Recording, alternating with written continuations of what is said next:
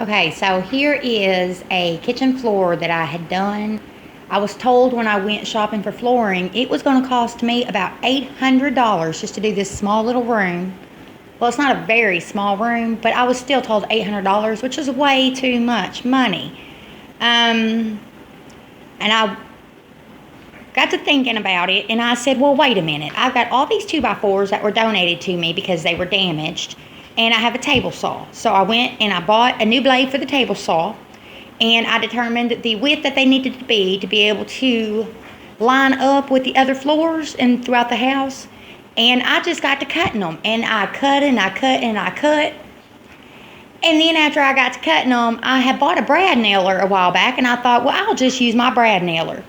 I laid down some roofing felt first, and I went to town with that brad nailer and that wood. Then after I done that, I realized them 2x4s that I had cut, they really should have been the exact same width all the way through, but that was okay. It didn't stop me. I went ahead with it anyway. Then I nailed them down with my brad nailer, and then a friend of mine came over, and he had a big old propane tank and this flamethrower thing and some metal sheets.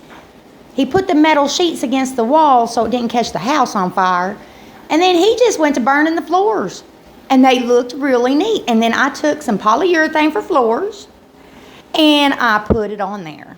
And there is my floor, and it cost me about $80, and that was just the cost of the brad nails and the saw blade for the table saw and the thing of polyurethane, and that is all it cost me. And I told them people that told me it was going to cost at least $800, I told them they can kiss it.